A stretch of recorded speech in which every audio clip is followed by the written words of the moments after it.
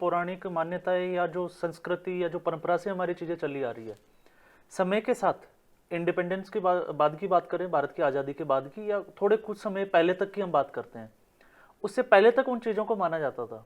उसके बाद में धीरे धीरे जो है हमारी संस्कृति और संस्कारों को दबाया गया।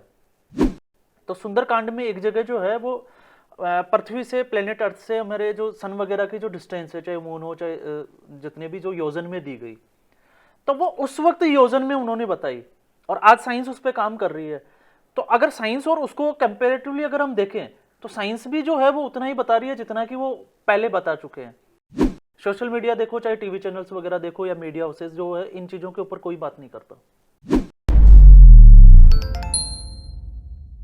नमस्कार, D5 चैनल हिंदी देख रहे दर्शकों का मैं वंदना स्वागत करती हूँ। आजकल के हिंदू रीति रिवाज और पौराणिक मान्यताओं को सभी युवा दकियानूसी कहते हैं, उसे अंधविश्वास का नाम देते हैं, लेकिन क्या इसके पीछे वैज्ञानिक तर्क भी हैं? इसी विषय पर चर्चा करने के लिए आज हमारे साथ में मौजूद हैं डॉक्टर कबीर। डॉक्टर कबीर, आपका बहुत बहुत स्वागत है हमारे इस प्रोग्राम में। D5 देख रहे सभी दर्शकों का भी मेरी ओर से बहुत बहुत नमस्कार और स्वागत है। डॉक्टर कबीर, आजकल जो हिंदू रीति रिवाज होते हैं उनको दरकिनारे किया जा रहा है। लोग ज़्यादातर तो रिवाजों को मानते ही नहीं हैं। इन्हीं में से एक रिवाज है कि जो दुल्हन होती है, जो कन्या होती है, उसको शादी के टाइम राइट साइड पर बिठाया जाता है, या कोई भी हवन करवाया जाता है तो भी उसे राइट साइड पर बिठाया जाता है। तो इसके पीछे क्या तर्क है? इसके पीछे धार्मिक तर्क भी बताइए और वैज्ञानिक तर्क क्या है वो भी बताइए। देखो, सबसे पहले तो हम बात करते हैं, जैसे अभी हम बात कर रहे हैं कि जितनी भी पौराणिक मान्यताएं या जो संस्कृति या जो परंपरा से हमारी चीज़ें चली आ रही है, समय के साथ, चाहे हम इंडिपेंडेंस के बाद की बात करें, भारत की आज़ादी के बाद की, या थोड़े कुछ समय पहले तक की हम बात करते हैं, उससे पहले तक उन चीज़ों को माना जाता था। उसके बाद में धीरे धीरे जो है हमारी संस्कृति और संस्कारों को दबाया गया। आज हम देखते हैं कि जहाँ चाहे एजुकेशन सिस्टम हो, चाहे फिर ग्रंथ वगैरह हो, चाहे कथावाचक हो, चाहे कोई भी हो, वो आपको पूरी जो जानकारी है वो कभी नहीं देते कि इसके पीछे जो है वो उनके तर्क क्या थे। मे भी हो सकता है जितने ग्रंथ जब बने, चाहे वो कोई भी शास्त्र हो सकता है, वैदिक पुराण हो सकते हैं, तो जब वो बने तो उस वक्त जो है मान सकते हैं कि हो सकता है इलिटरेसी की वजह से उनको समझाने का तरीका अलग रहा हो। आज हम जो है वो एजुकेशन सिस्टम में आ गए, आज हर कोई जो है वो पढ़ लिख रहा है, उसके जो एजुकेशन है उसका भी प्रभाव हम देख रहे हैं। तो उस वजह से हो सकता है उनका जो इंटेंशन है आज नहीं हो, लेकिन तर्क हो सकता है उनका अलग हो उस वक्त। लेकिन आज भी अगर हम साइंटिफिकली देखें तो फिर वो चीज़ें वहीं आ जाती है। जैसे अभी हम कुछ तर्कों पे बात करते हैं, तो जैसे सुंदरकांड की हम बात करते हैं, तो सुंदरकांड में एक जगह जो है वो पृथ्वी से, प्लेनेट अर्थ से हमारे जो सन वगैरह की जो डिस्टेंस है, चाहे मून हो चाहे जितने भी, जो योजन में दी गई, तो वो उस वक्त योजन में उन्होंने बताई, और आज साइंस उस पर काम कर रही है। तो अगर साइंस और उसको कंपेरेटिवली अगर हम देखें तो साइंस भी जो है वो उतना ही बता रही है जितना कि वो पहले बता चुके हैं। तो हम इन चीज़ों को दरकिनार तो बिल्कुल नहीं कर सकते। हाँ, समय के साथ ये कह सकते हैं कि चीज़ें धीरे धीरे लुप्त होती जा रही है, क्योंकि इन चीज़ों को लेके आज हम देखते हैं, सोशल मीडिया देखो, चाहे टीवी चैनल्स वगैरह देखो, या मीडिया हाउसेस जो है, इन चीज़ों के ऊपर कोई बात नहीं करता, ऐसे कोई मुद्दे उठाता नहीं है। अब जैसे अभी हमने बात की कि एक हिंदू रीति रिवाज देखो, चाहे किसी भी धर्म में देखो, अभी हम देखते हैं कि सिखिज्म में भी आई थिंक जो है वो शादी के बाद जो है पत्नी का जो स्थान है वो दाहिनी ओर ही रखा जाता है। बट इसका अगर हम देखें कि ये कहाँ से चीज़ें आई और ये चीज़ें क्यों है, तो इसका जो वर्णन मिलता है वो पौराणिक कथाओं में अगर हम जाते हैं तो पौराणिक मान्यताओं के अनुसार इसका मिलता है हमारे को शतरुद्र जो संहिता है, शिव महापुराण की जब हम बात करते हैं तो शिव पुराण में शतरुद्र संहिता है, उसमें इसका विवरण मिलता है। और विवरण में वहाँ पे इसको ऐसे समझाया गया है कि उस मान्यता के अनुसार जब हम देखते हैं कि सृष्टि की रचना हुई, रचना होने के बाद में हम देखते हैं कि ब्रह्मा, विष्णु और महेश बेसिकली जो है वो यहाँ पे आके इनको क्रेडिट दिया जाता है कि ब्रह्मा जी जो है उन्होंने इस सृष्टि का निर्माण किया। फिर हम देखते हैं कि विष्णु जी ने, जिनको ये आदेश दिया गया कि आप जो है वो प्रतिपालना करोगे, मतलब इसके बीच का मृत्यु और जन्म के बीच का जो पूरा पार्ट है वो विष्णु को देखना है, और लास्ट फाइनली जो था वो शिव के पास था। तो ब्रह्मा जी ने जब सृष्टि की रचना की, तो सृष्टि की रचना करने के बाद में उनके सामने एक क्वेश्चन मार्क लग गया कि अब सृष्टि का विकास कैसे होगा। क्योंकि वैसे अगर हम देखें तो अगर आप इसको ब्रह्मा विष्णु महेश के अगर आप उसको बोलो कि नहीं ये तो भगवान थे और उस वजह से अगर हम उसको पढ़ेंगे तो समझ में नहीं आएगा। बट अगर मनुष्य में इन चीजों को देखोगे, जैसे हम कई बार कहते हैं कि इन्होंने भगवान ने सृष्टि बनाई और खुद अंदर बैठ गया और बाकी हम बाहर ढूंढ रहे हैं, तो अब इसको हम ऐसे समझ सकते हैं कि ब्रह्मा विष्णु और महेश, तो ब्रह्मा का मतलब रजोगुण, किसी भी व्यक्ति में अगर रजोगुण है तो वो ब्रह्मा का वो इंडिकेट करता है कि ये ब्रह्मा जी को जाता है। उसके बाद में जैसे इसके बीच में हम जन्म और मृत्यु के बीच में क्या क्या हमारी जिंदगी में क्रियाकलाप होते हैं, हम आजीविका के लिए कमाते भी हैं, खर्च भी करते हैं, वो सारी चीजें जो संस्कार वगैरह करते हैं, फिर वो विष्णु का पार्ट हो जाता है, जिसको हम कहते हैं सतोगुण। एक होता है तमोगुण, जिसको शिव को कहते हैं कि अच्छाइयां और बुराइयां दोनों चलती रहती है।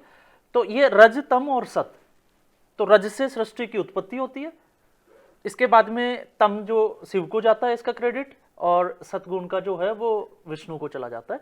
तो ये तीनों भगवान को हम कैरेक्टरिस्टिक से समझ सकते हैं। अब समस्या यह थी कि उस वक्त की सृष्टि आगे कैसे बढ़े, क्योंकि जब तक रज क्रिया नहीं होगी, जब तक जिसको कहते हैं कि मेल और फीमेल सेक्सुअल रिप्रोडक्शन नहीं होगा, तो सृष्टि आगे कैसे बढ़ेगी, क्योंकि ब्रह्मा जी ने तो इन चीजों को इजाद कर दिया, अब उनके बाद इनको आगे कौन लेके जाएगा। तो ये उनके सामने एक प्रश्न खड़ा हुआ। तो जब ये प्रश्न खड़ा हुआ तो गहन मंथन के बाद में ब्रह्मा और विष्णु ने ये डिसीजन लिया कि क्यों नहीं इसका जो सॉल्यूशन है वो ढूंढने के लिए हम शिव के पास चले जाएं। तो उन्होंने वो शिव के पास जाते हैं, फिर उनके बाद में जो है उनको इसके बारे में बताते हैं। तो बात करने के बाद में जो है वो सारा कुछ जो है इसके लिए वो शिव के ऊपर छोड़ देते हैं कि अब आपको ये चीजें जो है वो मैनेज करनी है। तो उस पौराणिक मान्यता के अनुसार अगर हम देखते हैं तो शिव जो है वो पौरुष गुणों की जब हम बात करते हैं तो पौरुष और प्रकृति को मतलब इसमें आप जाओगे तो आदिशक्ति भी कहा गया है। अब आजकल के पंडित और ब्राह्मण इसको कैसे एक्सप्लेन करते हैं वो मैं नहीं बता सकता कि वो क्यों करते हैं, कैसे करते हैं, बट यहां पे सृष्टि की रचना में दो चीजें इंपॉर्टेंट होगी, एक पौरुष और दूसरा हो गया हमारी प्रकृति को स्त्री कहा गया या इसी को आदिशक्ति कहा दिया। तो इन दोनों का समावेश किसने किया, इस पौराणिक मान्यता में यह मिलता है कि इन दोनों का समावेश जो है वो शिव ने किया, और शिव ने एक ऐसा रूप धारण किया जिसमें वो आधा शिव और आधा पार्वती। इसीलिए आप देखो कि जब भी हम जगत जननी की अगर हम बात करते हैं या माता पिता की अगर हम बात करते हैं, स्पेशली सनातन धर्म में हम अगर जाते हैं तो उसको पिता जो है उसको शिव को स्थान दिया गया है और माता जो है वो पार्वती को दिया गया है। तो उन्होंने अर्धनारीश्वर का रूप धारण किया कि आधा हिस्सा जो है वो मेल पार्ट होगा और आधा जो हिस्सा है वो फीमेल पार्ट का होगा। या इसको हम ये भी कह सकते हैं कि हमारा जो शरीर है, आप देखिएगा कि पुरुष और स्त्री, तो पूर्ण मनुष्य का निर्माण, एक बच्चा पैदा होता है तो वो किसकी वजह से होता है, अकेला जो पैटर्नल साइड में अगर हम देखते हैं तो पिता अकेला बच्चा पैदा नहीं कर सकता, ना माता अकेली बच्चा पैदा कर सकती है। तो माता और पिता जो है वो दोनों मिलकर बच्चा पैदा करते हैं। तो दोनों गुण हो गए उसमें।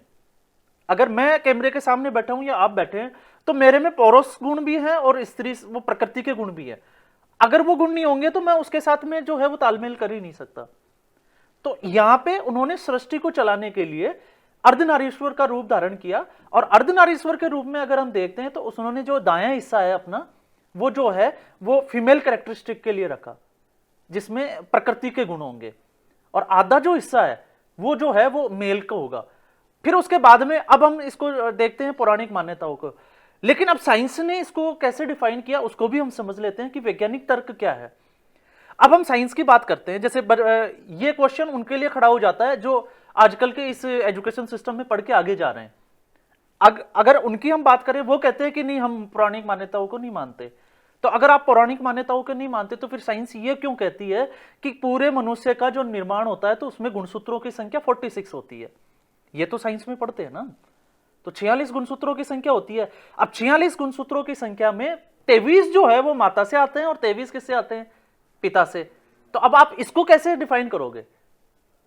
तो उनका जो है समझाने का तरीका अलग था, वो अपने तरीके से जो उस वक्त चलता था। आज हम साइंस की बात कर रहे हैं, आने वाले समय में हो सकता है हम और ज्यादा एडवांस हो जाएं तो उनका समझाने का तरीका थोड़ा डिफरेंट हो सकता है। तो 23 जो है वो गुणसूत्र जो है वो माता से मिलते हैं और 23 किससे आ रहे हैं हमें, पिता से, जिसको हम डीएनए वगैरह टेस्ट वगैरह कहते हैं। तो वही चलता आ रहा है। फिर उसके बाद में अगर हम और आगे थोड़ा सा इसको हम साइंस की बात कर लें तो साइंस इसको कैसे डिफाइन, जैसे हम बात करते हैं चेतन और अचेतन मन की, लेकिन मैं उसमें भी नहीं जाऊंगा ऋषि महात्माओं की, क्योंकि उसमें भी अगर हम बात करेंगे तो फिर हम पौराणिक मान्यताओं में चले जाएंगे। तो आज हम साइंस की बात करते हैं। तो साइंस ये कहती है कि हमारा जो ब्रेन वाला जो पार्ट है या हमारा जो शरीर का जो हिस्सा है वो दो पार्ट में डिवाइड होता हुआ दिखाई देता है कैरेक्टरिस्टिक में, एक लेफ्ट पार्ट और दूसरा राइट पार्ट। और साइंस ये भी प्रूव कर चुकी है कि जितने भी रिसर्चर हुए हैं वो कहते हैं कि हमारा जो दाहिना हिस्सा होता है उसको बायां जो भाग होता है दिमाग का वो कंट्रोल करता है, और दिमाग का जो दायां हिस्सा है वो बाएं भाग को कंट्रोल करता है। तो डेफिनेटली अब हम वहीं आ गए जहां हम अर्धनारीश्वर की बात कर रहे थे। अब इसमें लेफ्ट और राइट में अगर हम समझे तो लेफ्ट ब्रेन जो होता है उसमें सारे जो है वो पोरस गुण होते हैं। पोरस गुण का मतलब क्या क्या हो सकता है? लॉजिकल ब्रेन होता है, डिबेट करता है, जितने भी जो तर्क वितर्क जो होते हैं लॉजिक वगैरह जो है वो लेफ्ट ब्रेन का पार्ट होता है। इसके अलावा एनालिटिकल विश्लेषण करना, और मेजर जो पार्ट है जैसे कि हम बात करते हैं ब्रेन को जब हम स्टडी करते हैं तो उसमें होता है प्लानिंग करना। जैसे आप आज हम देखते हैं कि हिंदू धर्म हो चाहे किसी भी धर्म में हम देखते हैं आजकल थोड़ा सा ट्रेंड हल्का सा चेंज हुआ है। बाकी हमने देखा है कि जो स्त्रियां हैं वो घर का काम करेगी, घर में रहेगी, वो बच्चों को देखेगी और घर को मैनेज करेगी। पुरुष वाला जो पार्ट है, जितने भी जो मेल हैं वो जो है वो कमाने के लिए, आजीविका के लिए बाहर जाएंगे, बिजनेस करेंगे, शाम को फिर वो घर आएंगे, वो प्लानिंग करेंगे, फंक्शन कैसे करना है, कितने लोगों को खाना करना है। तो वो सारा काम किसको दिया जाता है? मेल पार्ट के पास ही होता है। अब हम आते हैं राइट ब्रेन को। तो राइट ब्रेन को अगर हम समझे तो राइट ब्रेन में क्या हो गया फिर, जैसे इमेजिनेशन, काल्पनिक रूप से अगर कोई ताकतवर है तो वो फिर राइट ब्रेन है। इसके अलावा हम ले सकते हैं इमोशंस और फीलिंग्स। अब उनका ये था समझाने का तरीका पौराणिक मान्यताओं में कि जो माता जो होती है या स्त्री जो है उसके गुण कौन से हैं? उसका गुण है ममता, प्यार, प्रेम, ये चीजें ही थी।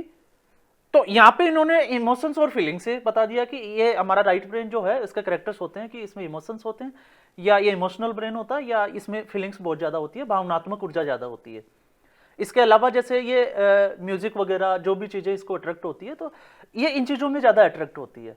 तो अब साइंस भी इसको उसी तरीके से डिफाइन कर रही है, लेफ्ट ब्रेन को अलग कर दिया, राइट ब्रेन को अलग कर दिया।